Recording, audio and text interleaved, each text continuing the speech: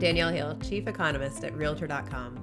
As March roars in like a lion, at least outside my window this week, I'm going to discuss the latest jobs report, as well as mortgage rates, housing inventory, the hottest housing markets, and my upcoming trip to Austin for South by Southwest. It's the first Friday of March, and that means jobs data.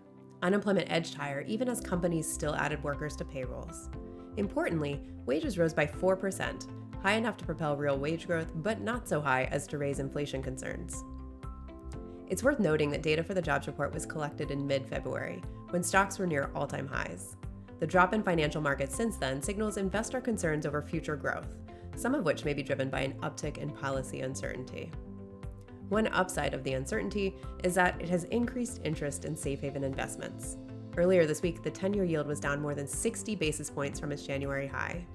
Mirroring this move, mortgage rates dropped for a seventh straight week to 6.63%, a welcome move as home buying season approaches.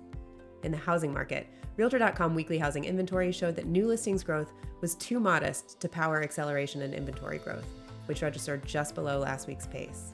On the plus side, buyers still have substantially more homes to choose from compared to last year, and prices have trended relatively flat as homes are taking longer to sell. As a follow-up to the Realtor.com February housing trends report that looked at government layoffs in housing, we've added weekly housing metrics tracking for the 5 major metros where federal government employees are a large share of the workforce. As of this week, there's still no evidence of a housing slowdown in these markets. It's worth noting that in late 2024, these areas had lower unemployment rates than most other markets, which will help workers looking for work in these areas. I have two last highlights for this week.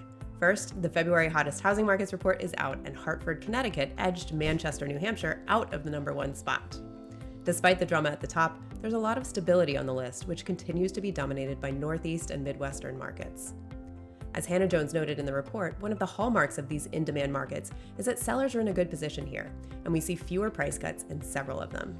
And finally, I'm headed to Austin. Realtor.com is hosting a series of panel discussions at South by Southwest aimed at tackling America's housing shortage. I'll be joined by other experts, builders, and policymakers to talk not only about why this matters, but where there are opportunities to make some real headway. If you're in Austin, please stop by and say hi. If you can't join in person, the events will be live streamed. You can find all the details, including full reports and our housing data for download, at Realtor.com/research. You can also follow us on X, formerly Twitter, for real-time updates and Instagram for graphics.